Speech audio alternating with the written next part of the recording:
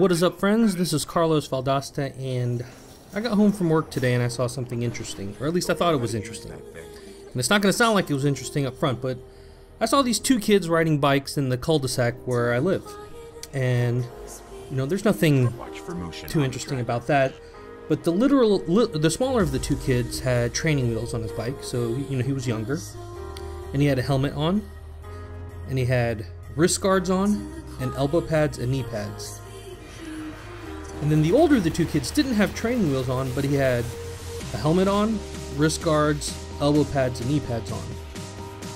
And I'm thinking to myself, when I was a kid and I was riding a bike, even when I was learning how to ride a bike, because I remember my dad teaching me how to ride. I was about 5 years old, and he bought me a bike that was way too big for me, and there was no training wheels on it, and he basically just kind of like ran behind me holding the seat and would let go when I finally got used to the balance or whatever, and then I would like fall off because I couldn't stop or anything like that. But I'm thinking to myself that these kids are like not prepared for pain. I don't know if that makes any sense, but I learned a lot about almost killing myself on my bicycle. And I'm trying to think of the best way to explain this, but I learned what failure was like, how it felt, physical pain. I understood that if I did something stupid or I did something a certain way and I fell off my bike and I got road rash and pieces of gravel stuck up underneath my skin of my hands and my knees are all scratched up and bloody, I didn't want to do that again.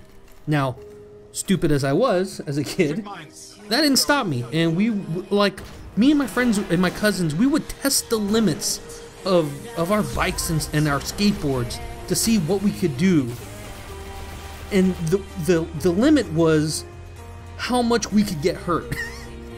And that may not make any sense to you, but what I mean by that is we would do crazy things like build these rickety ass ramps and try and jump off of them. And you know what? I guarantee you every kid out there has that one hill in that neighborhood, that suicide hill.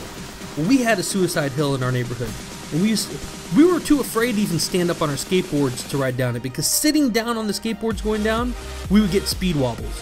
We would wear holes in the bottom of our shoes like in 2 weeks, and our parents would be furious with us because we would ride those skateboards down that hill, and we would stop with our feet, and the soles of our shoes were just getting wrecked.